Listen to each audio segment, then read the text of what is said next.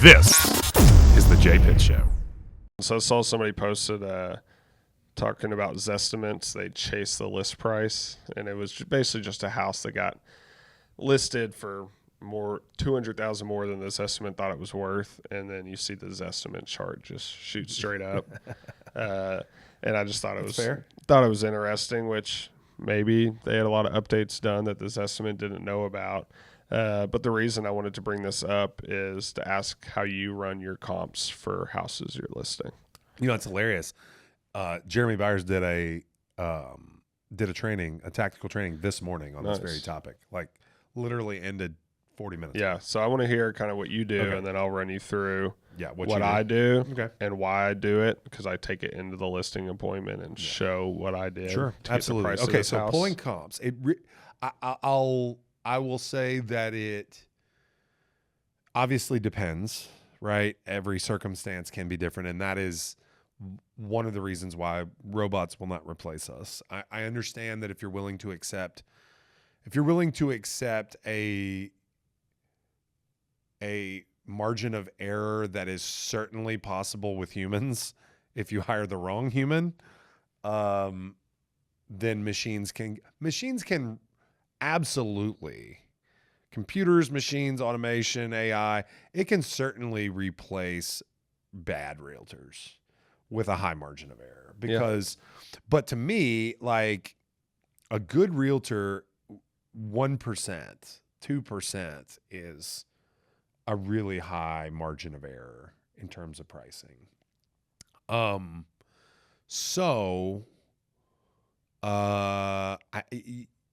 You have to just realize that a good agent is not going to hit those rates, right? 2% on a $700,000 house is a $14,000 mistake. Yep. You know what I mean? So those are real work. I mean, and 2% is 2/3 of an agent's compensation. If they get 3, it's 2% of their compensation on one side of the transaction. You can't make mistakes that big. You can't make mistakes worth 2/3 of your compensation. Yeah. And then justify your compensation. So, okay, let's get back to what specifically I do. If it's a rather homogenous, type of property, homogenous, what do I mean by that? It's a replicable type subject. It's a 4 bed, 2.5 bath, 2,800 square foot, 20-year-old home in 40245, right? There's hundreds of sales that exist within the zip code that, will look similar to this. It has a basement, it has a 2-car attached garage, rear entry, brick, dimensional shingle roof, basic landscaping package, no in-ground pool or anything crazy like that. It's just like the dime a dozen type property. Okay. What I'm going to do is I'm going to start, because the most predictive factor in valuation is proximity, in my opinion. So I'm going to start very narrow in my geographic location. I'm staying within the same neighborhood or even within the same section of the neighborhood. So like Lake Forest, for example, the Parkway is very different than Arnold Palmer, right? Like Arnold Palmer is like the second Parkway, and values jump 300,000-400,000 when you turn right onto Arnold Palmer from Lake Forest Parkway. Okay. They're 10 to 15 years newer also. So like multiple criteria are going to separate those properties. But like, obviously I know. So let's say I'm going to stay within the same neighborhood first, and I'm going to pull everything of all status. Like I start with no status. I don't whittle down on status at all. I do, however, try to keep the solds that I'm analyzing within the same calendar year. So like right now, I would start on January 1 and I would come up until now, and I would see what I have to work with. So for me, the perfect amount of comps is like 15. If I have 15 comps, I don't want much more than that. You start to get to, analysis paralysis at that point. So I would like 5 active. I would like 5 pending. I would like 5 sold. Yep. Okay. If I have enough data, then I don't really care about withdrawn. I don't really care about canceled, right? I don't really care about expired. All right. So, by active and pending, I kind of look at like AUC as pending because it's got an accepted contract. So usually what we run into these days is there's maybe one active, there's 2 or 3 pending, and there's like 15 solds. Yeah. Right. In a relatively normal neighborhood. So I'm okay with that. Right. And I want all of those things because I want to see the progression of pricing from, this like hopeful, ready to sell, hope I get an offer to, okay, I got an offer and I'm working through it to what did it ultimately close for? The actives is our competition. The pendings are our most timely indication of value and how the market is trending. And then the solds obviously show us historical for reference, right? But historical reference can trick you, right? If the market's trending downward and you got all these comps up here, but the market's trading here right now, you can get misled. Or if the market's slowing down substantially. So, okay, so there we go. Neighborhood, I'd like to whittle down to about 15 active, sold, and pending. And then I'm just going to work through like the most predictive criteria for comparison. I'm going to say, okay, my subject has 4 bedrooms. I'm going to start with 4 bedrooms because I want the most similar I can. My subject has 2.5 baths. I'm going to start with 2.5 baths. If I don't have enough comps, and I'm being too restrictive, I'll open a 4 up to 5 and 3. I'll open a 2.5 up to 3 full and 2 full, right? I will start probably within 100 square feet above and below on my AG finished or my above ground finished square footage. And I will probably say that it has a basement, but I'll loop in unfinished, finished, walkout, non-walkout, like all basements. As long as it's got a basement, I'll use that as a predictive criteria.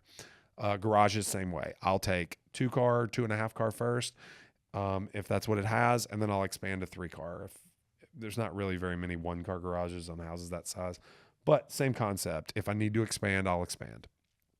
And I just kind of do it like that. And then my favorite thing to do is when I yield my 15 comps from my chosen criteria, I like to order them in ascending, and I like to start with the low price and establish what the lowest sale in the neighborhood is and what its condition is. And then I don't even mess with the middle. I go straight to the top end and I evaluate, okay, and then I look at the difference between the top and the bottom. And I know that everything is in between. And then I try to start to assess, okay, if all things are equal, right? 4, 2.5, 2,500 square feet, 2-story brick, 20 years old, same neighborhood. If I have 15 comps and they're all, very similar, and I don't have to say, okay, well, this one had 3.5 baths or this one had an extra 1,000 finished in the basement. I'm just looking at nothing but pictures and condition, and I'm assessing where mine stacks up on condition and amenities, like things like that. And it's really not that hard, I do look at days on market pretty heavily with respect to solds and pendings and actives. If an active's been on the market 75 days and it had 0 price reductions, I feel like I know what's going on there, right? It shouldn't be on 75 days at the same price and not be under contract, right? If it's pending and it's 120 days on market and they did 4 price reductions and then it went under contract, well, they finally got the price right? If a sold was 1 day on market and the list price is $550 and it sold for $565, well, there was a bidding war, or it was tip top, or somebody came along and saw the value. Maybe the agent underpriced it slightly. I don't know, but I feel like it's when you've done this long enough and you can look at just those simple facts, you can really start to craft a narrative that is pretty accurate for your pricing. Now, I will say this, okay? There are 3 types of pricing, and I'll be very quick because I want to hear your opinion, but I'm not a fan of aspirational pricing. That is one strategy. That's listed high, drop until we finally get somebody. I think that ends with a seller, especially in today's market, getting less than they should have got. Okay. I'm not a huge fan of event pricing, although it can work if you have a highly desirable, highly unique piece of inventory. And definitely not a fan of it when you put a response restriction on it. No, absolutely not. So event pricing means price it too low and then try to run the price up with interest from multiple parties because it's underpriced. I think that backfires too often. I think market-based pricing, finding the number that you feel like it will sell for, hitting it on the nose, and then selling it for at or slightly above or even below, within 1 or 2% of your list price, above or below, is where you should be. Yeah. So that's kind of what I do. And we could talk for hours about expanding how I expand the criteria when I don't have enough. And if I have a piece of inventory that is rather unique or rural, or it's a geodesic dome, or it's a berm house, or it's, a 40-acre mini farm, we could talk forever about that. I've kind of got a question about that here in a sec. But everything you said you do is exactly what I do. Imagine now, that. What I might do that's a little different than you, and the reason I do this is, like I said, I will bring this into my listing appointment. Is we're not known Zillow haters on this podcast. No. They have their place in this world, and they're very important. And I actually think people move more now because of it. But I will actually pull up a Zestimate first. That's not because I think it's right. More times than not, it's wrong. But I want to know what Zillow thinks first, because if you think about any of your clients, what are they looking at? They're looking at Zillow. They're looking at Zillow and what the Zestimate says. So I want to know what their mind frame is going into the listing appointment. Oh, for sure. Because you can ask. I like to get what price they want before anything. And more times than not, I already know what they're going to say because I start with Zillow. And then I'll use RPR, and then I'll run my own search and comps the way you just described. Yeah. So I'll use 3 different pieces of I don't call software, but I look at 3 different things for pricing. Yeah. And more times than not, the pricing comes from my direct search and comps. But, RPR can give you some comps that you could use, but I like to see, and usually the price range is like $150,000 low end to top end. Yeah. So it usually will fall in between that. On RPR. Yeah. Or Zillow even. There's estimates. So how I present it and how I pull it is 2 different things. But yeah, I always do that. That's how I start every listing presentation. That same. I go in and I'm like, all right, here's what Zestimate says. Now I'm going to show you everything I did and what I pulled and why I think this estimate's wrong either way and why we should list here. And here's the homes. Yeah. Same thing. I want to see their reaction to the automated pricing engine. And yes, when they're like, that's usually a good thing. Like, that's way higher than they expected.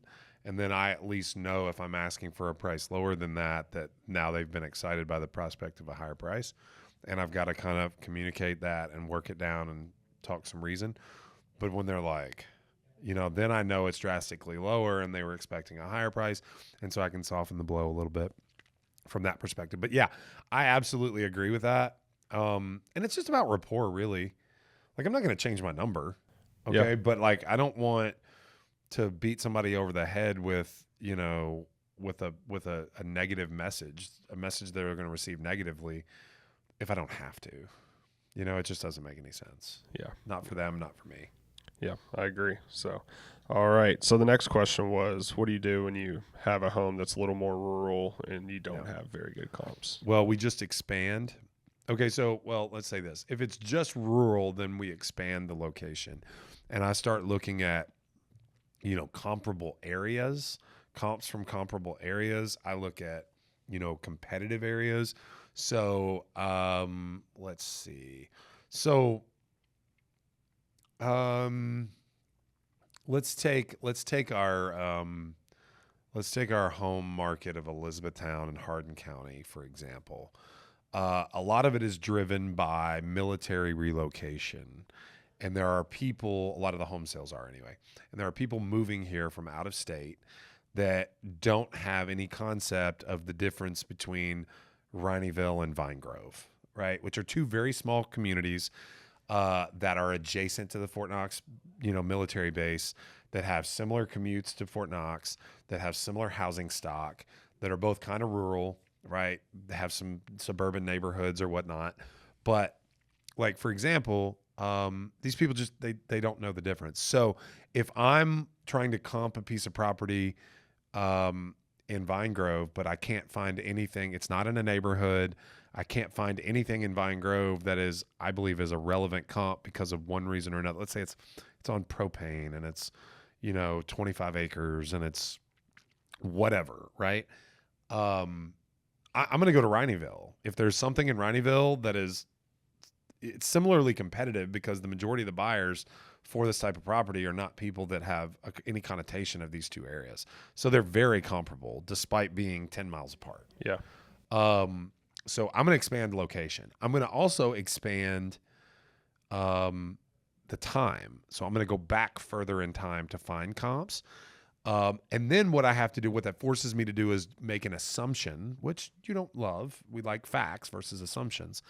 But you need to make an assumption based on what the market, what has transpired in the market from then until now, right? So has the market appreciated? Has the market depreciated? Rates have gone up. Has affordability gone down? What's happened since the sale of this particular comp that you're analyzing?